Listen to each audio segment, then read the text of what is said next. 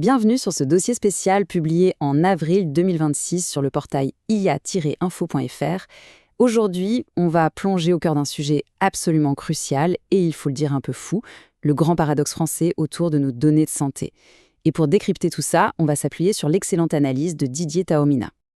Alors, de quoi on parle exactement ? Eh bien, d'une situation qu'on pourrait presque qualifier de schizophrène, oui. D'un côté, on a l'État français, et de l'autre, sa plus haute juridiction administrative, le Conseil d'État.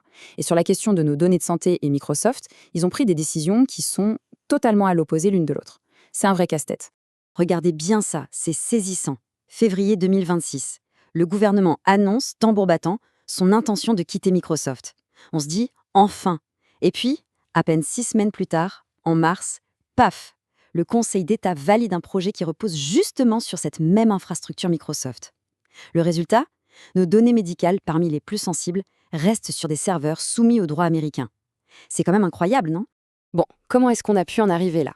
Pour comprendre ce micmac, il faut revenir en arrière. Il faut remonter à la source du problème, à ce que l'on pourrait appeler le péché originel de toute cette histoire. Et ça nous ramène en 2019. Alors, 2019, la France lance le Health Data Hub. Sur le papier, l'idée est géniale. On centralise les données médicales pour faire avancer la recherche. Une ambition noble. Mais c'est là que le bât blesse. Pour héberger tout ça, le choix se porte sur Microsoft Azure. Une décision stupéfiante car elle place immédiatement ces données ultra-sensibles sous le coup d'une nouvelle loi américaine très puissante, le Cloud Act, votée un an plus tôt. Ce Cloud Act, il faut vraiment comprendre ce que c'est.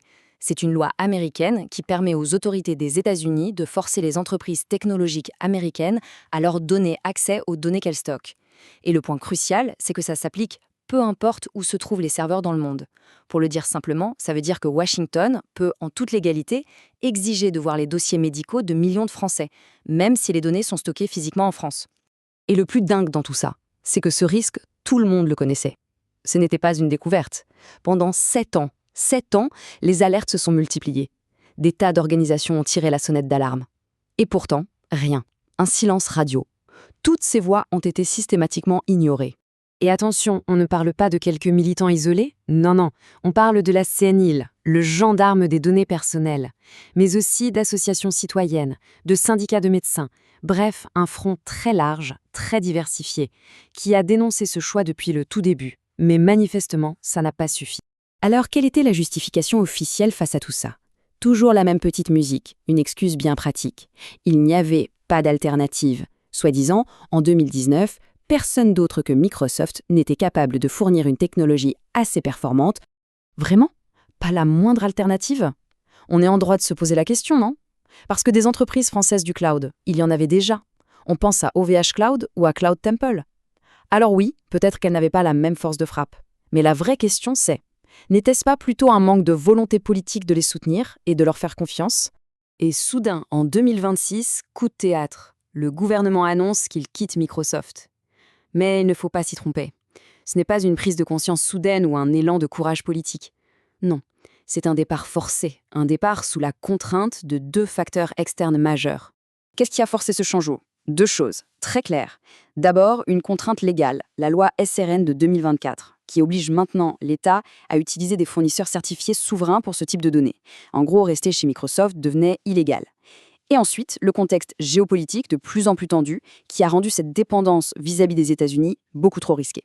Ce n'est donc pas un choix, c'est une obligation. Mais attention, on pourrait croire que l'histoire est finie. Ouf, on quitte Microsoft, tout est réglé. Eh bien, pas si vite. Parce que même avec cette décision, le vrai problème, le problème de fond, il est toujours là. La souveraineté numérique, ce n'est pas juste changer le logo sur la facture. C'est bien plus complexe. On est face à une illusion de contrôle, un contrôle qui n'est que partiel. Du coup, la grande question qui se pose, c'est est-ce qu'on se dirige vers une vraie souveraineté ou est-ce qu'on se contente d'une sorte de souveraineté de seconde zone, une façade qui cache à peine la même dépendance qu'avant ? Il y a une analogie qui résume parfaitement la situation. On gère la maison, mais on ne possède pas les fondations. C'est exactement ça. La France peut bien gérer les opérations du quotidien, mais si la technologie au cœur du système, les fondations, restent américaines, et c'est le cas avec l'offre S3S de Thales qui tourne sur de la technologie Google, eh bien le véritable contrôle nous échappe toujours. Et si on revient sur la fameuse décision du Conseil d'État, il faut bien lire entre les lignes. Le Conseil n'a pas dit risque zéro. Pas du tout. Il a dit que les garanties actuelles, comme le fait de pseudonymiser les données, étaient suffisantes. Pour l'instant. Mais entre suffisant et nul, il y a un monde. Le risque est toujours là. Parce que derrière tout ce jargon technique, il y a un enjeu colossal. Il faut comprendre pourquoi tout le monde se bat pour ces données. C'est parce que nos données de santé, c'est un trésor incroyablement convoité. Et c'est ça la vraie raison pour laquelle la souveraineté est un sujet aussi brûlant. Pour le dire clairement, toutes ces données de santé, mises bout à bout, c'est une véritable caverne d'Ali Baba pour ceux qui développent l'intelligence artificielle de demain. C'est le carburant des futurs algorithmes médicaux.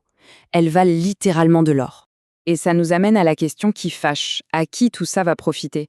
Cet actif public, financé par nos impôts et collecté sur notre santé, qui va en récolter les fruits ? Les chercheurs publics ? On l'espère.